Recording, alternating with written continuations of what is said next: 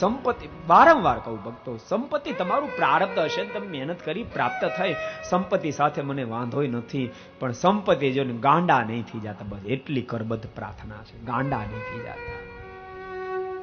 ગાંડો કોને કહેવાય? ગાંડો કોને કહેવાય?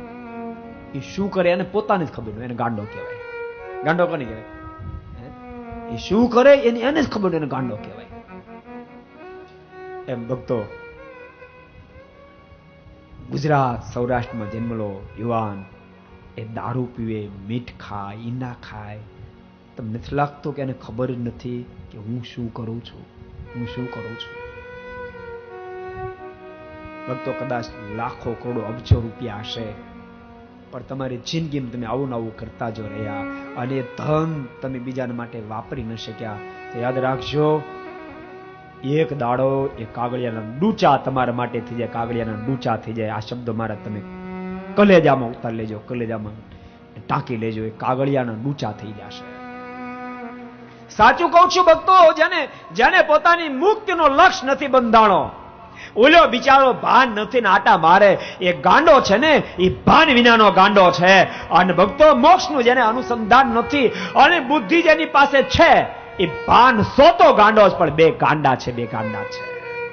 ઓલા ભાન નથી માટે ગાંડો, અને ભાન સોતો ગાંડો છે. ગાંડો માણસ શું કરે? જાય ત્યાંથી કાગળિયા ભેળા કરી ડૂચા ભરી કોથા ભરી રાખે, એમાંથી એક પાય ઉપજે, એક ફૂદડી નો ઉપજે. એમ ભક્તો, આપણે મોક્ષનું અનુસંધાન રાખ્યા વિના એમને કદાચ કોથળા રૂપિયાને ભર્યા, પણ મરી જાય ને તે દાડામાંથી ફદ્યું આપણા માટે ન ઉપજે. ભક્તો, મોક્ષ માટે કાંઈ ન ઉપજે. માટે કહું છું, બે ગાંડા છે, બે ગાંડા. માટે ગાંડ પણ આદર્શોની ડાહ્યા બનશો, પોતાનાથી સારા સારા કામ કરશો, કુટેવો કુલક્ષણમાંથી બહાર નીકળજો. ભક્તો, એક વાત તમને કહું, તમારા મનમાં થાય સ્વામી બહુ ઘૃણા, નહીં, મને જરા ઘૃણા નહીં હો. જો કોઈ મને એમ કે ને દારૂ પીવે, આ મીઠ ખાય, આવી વિચારી માણસ, એની મને આટલી ઘૃણા ન થાય. બની શકે નબળો સંગ થયો હોય તો માણસ ક્યારેક બસ લેવાઈ જાય. બહુ સાચું કહું છું, મને જરાય ઘૃણા ન થાય. ભક્તો, પ્રાર્થના ઠાકોરજીને કરાય કે મહારાજ આને સદમતી આપો, આમાંથી બિચારો બહાર નીકળી જાય, આ બાદ જીવન જીવી લઈએ. અને તમને કહું છું ભક્તો, એવું નહીં માનતા કે હવે આપણે દારૂ પી લીધો, આપણે આમ કરી નાખ્યું, આપણે આમ કરીને નાખી, હવે આપણે ઉતરી ગયા, હવે આપણે કઈ ન થાય. ના ના, ઉતર્યા નથી. જ્યાં સુધી આ શરીરમાં પ્રાણ છે ને, ત્યાં સુધી મોક્ષને માટે પૂર્ણ અધિકારી છે, પૂર્ણ અધિકારી છે. આ સુધીનું જીવન ભક્તો જાણે નવા જન્મમાં છે માનીને પ્રારંભ કરી દેવાનો.